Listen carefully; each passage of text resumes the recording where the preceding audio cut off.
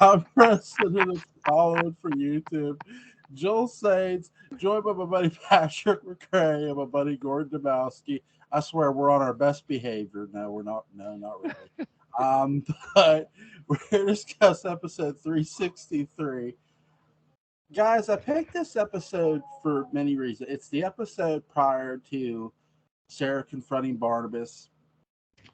And you have this really cool. I love this episode for. I chose this episode for a specific reason. There's a look on Sarah Collins's face of worry because she's worried about Julia. But I always get the sense with this episode because this episode is two episodes after 361, where Dr. Julia Hoffman hears a wicked woman laughing in the mausoleum. I always get the sense that our favorite ghost, Sarah Collins, is on the clock here. She's in a race against time because she knows Angelique's coming.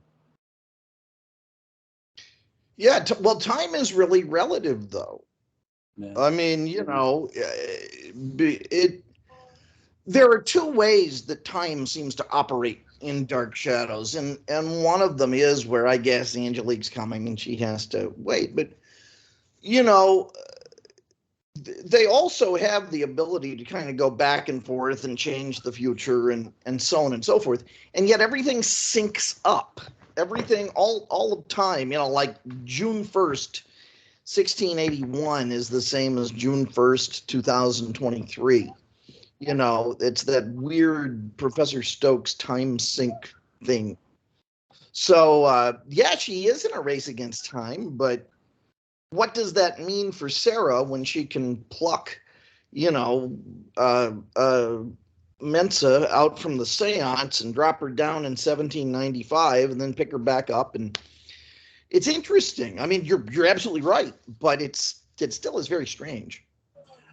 It is, too, because the next episode, when she confronts Barnabas, and I know it doesn't happen in this episode, she's telling him, hey, you need to be good. And really, she's pulling Vicky back in time to show Vicky how, hey, this is how all this stuff happened. And really, Dr. Julia Hoffman recruitment by Sarah, like Sarah recruiting her, is like the best crash course recruitment ever in Dark Shadows history. I love how Dr. Hoffman in 361, are you going to protect me? Meaning, like, are you going to protect me from Barnabas? And it's just like, and in 364, well, she does, she stops Barnabas from killing her. But in this episode, you get a lot of cool stuff. You get, by the way, Grayson Hall narrates the opening of this episode really, really well. I love that we get, we've gotten different narrations. It's not just Alexander Mulkey Isles anymore narrating the episodes. And with this, you get Nancy Barrett and God, I'm going to kick myself. Tony Peterson, who when he walks in and discovers Nancy Barrett's Carolyn Collins Stoddard, messing around with his safe and stuff, and he knows what she's looking for. But I love the lie she comes up with. Really great writing and great intrigue by both characters. Sort of still playing one-upsmanship with Julia, trying to get Tony on her side through sympathy. But I also love the interaction between Grayson Hall's character and Jerry Lacey's character, Tony Peterson, at the Great House, when she's assuring him, this is not about some love affair. This is not a blackmail situation. That's not what this is. It's about protection, and lives, could be in danger if people found out what that was in that book. And so she assures him, and Tony believes her. And I love that. Go ahead, Gordon. I'm rambling. I'm not sure how I can put this diplomatically about this episode. Right. Okay. The last 5 minutes, when Sarah, the lead in with Barnabas, Julia and Sarah. Pitch perfect. I have no problem with that. The problem, the issue I have with this episode, it's not really a problem. It's the nature of the episode, which is in soap operas, you have a lot of episodes that get from point A to point B. You throw in a moment, but you're trying to get to the ultimate climax. So, I mean, 364 is the Sarah and Barnabas talk. Sarah tells him to be good. I didn't think the Peterson Carolyn plot was actually doing anything. I mean, it's basically Jerry Lacey's audition reel for Play It Again, Sam. You know, because he's got the trench coat, he's got the you know, and you've got the scene with Sarah and David where it's like, oh, okay, Sarah has to go, and it's sometimes easy when you're looking at a show like Dark Shadows to insist that every single episode has a high point, is an automatic classic. It's just not the way any television works. Like it's okay to have an okay episode. I don't know if there are any episodes in Dark Shadows that are really like you can't call them garbage, or that you think that they should be shanked like a prison snitch.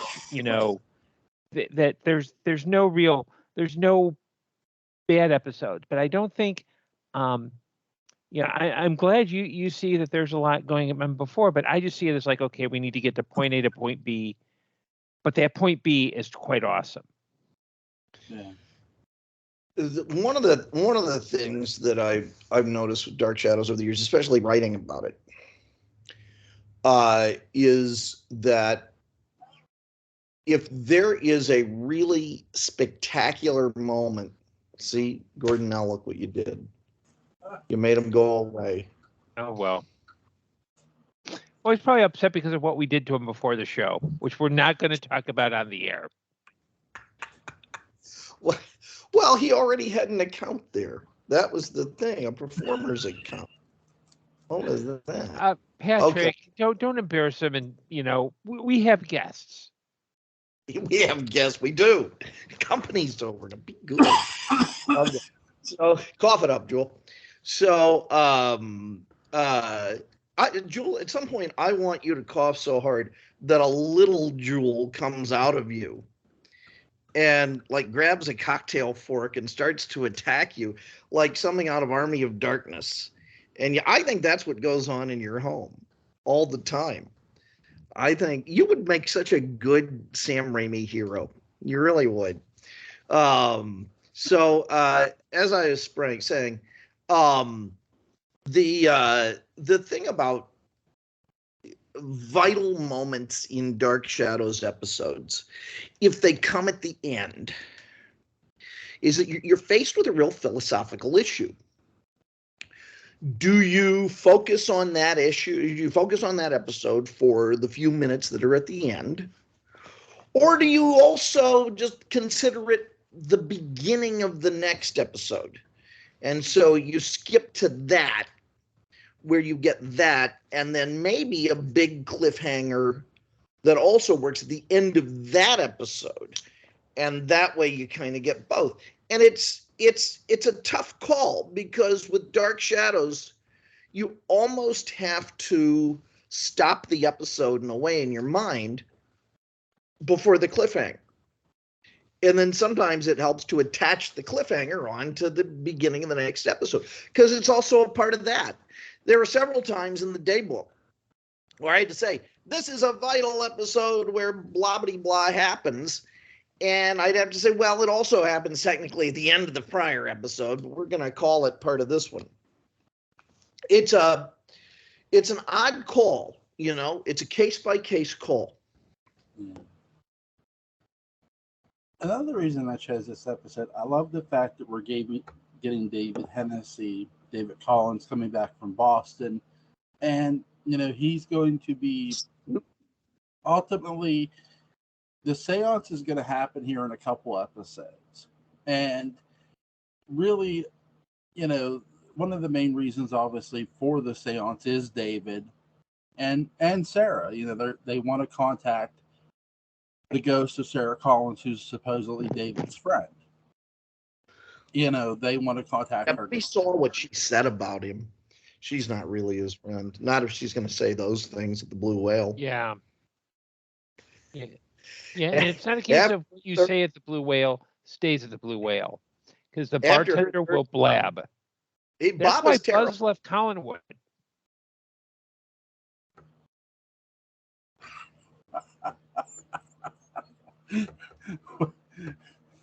So I like the fact that he's returning for Boston, and he has this conversation with Dr. Julia Hoffman.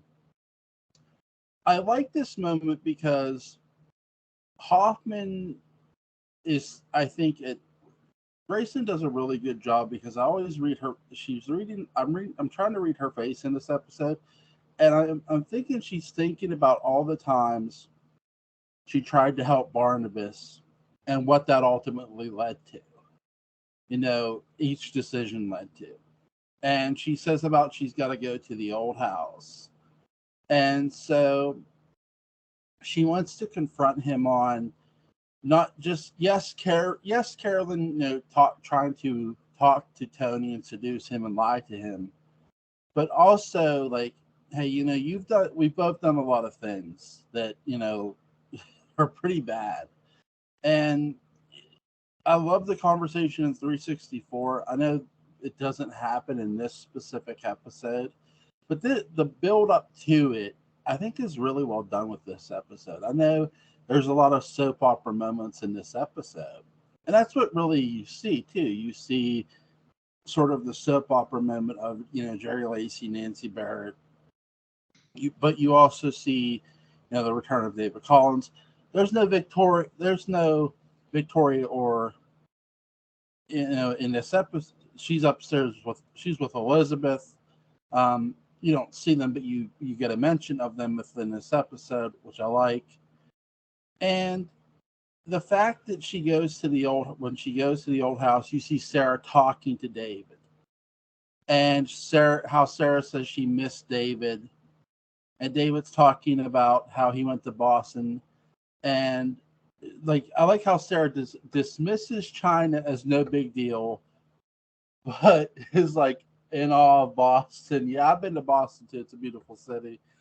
But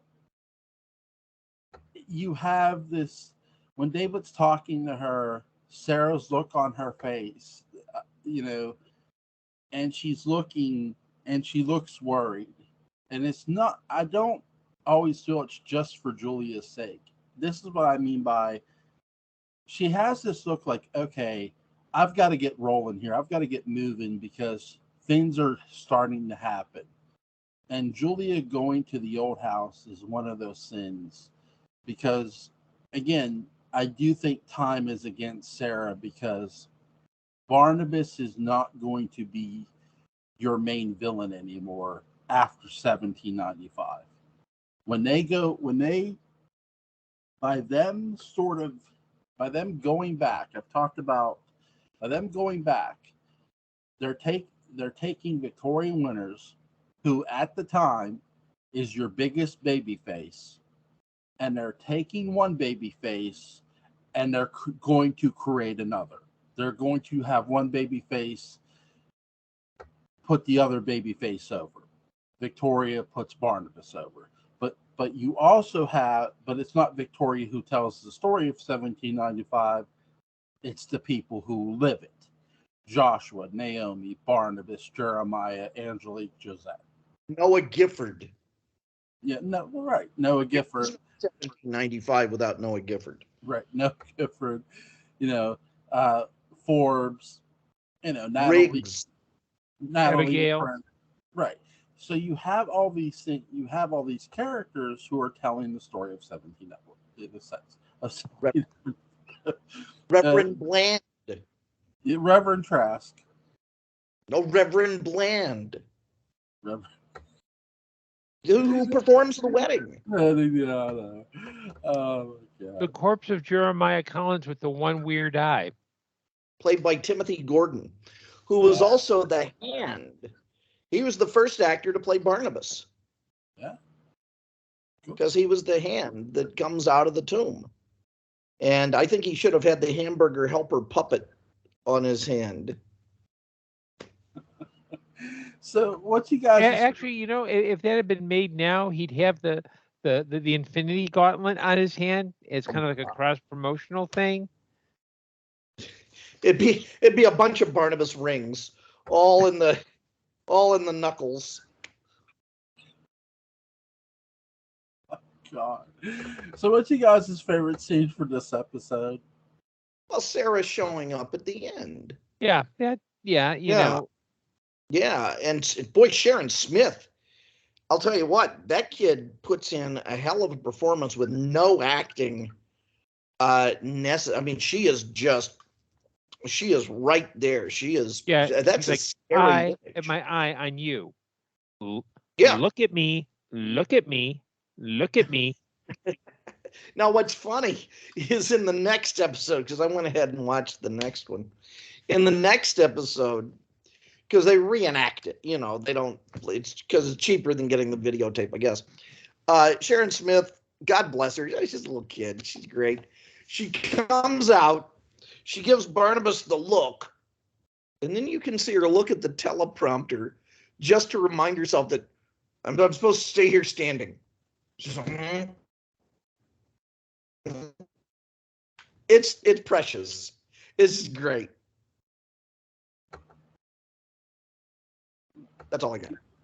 Gordon, what's your favorite scene? I have to say the end, because everything before it is kind of, it's getting to that point. There's nothing, and also you kind of you don't want to have nonstop, climaxes before a big moment. And 364 is a big moment, so the other storylines kind of have to be a little bit muted.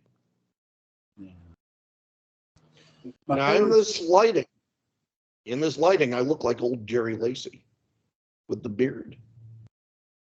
I just noticed that. Look at this. I don't have my glasses on though. So, Jewel, what about you? My favorite scene in this episode is Grayson Hall talking to David, and I know it's small, but I really enjoy it. Other than that, I love this episode. It's really well done, and the fact that you're building it to one of the many biggest moments in Dark Shadows history. Well, two biggest moments, Sarah confronting Barnabas, and then the seance to go back to 1795 is it makes it fun to watch. And so I believe it is okay. So is there anything you guys want to add about this episode first before I ask anything? It's great. It really is. I mean, it's nice to get the lead into all of this, and it's nice to look at it in terms of how are they setting this up. Honestly, how are they setting this up for the Dark Shadows that's going to live there for the next few years to come? Because what they're doing is they are priming the second pilot. And the second pilot is when they get back from 1795. And that, I think, is the episode that we should look at next. I don't remember when that episode is. It's in April of 68, I think. Maybe. But that, to me, is the second pilot to Dark Shadows. Or really the third. But that's really where they are scrambling to establish a new series. I mean, Roger's character is basically different.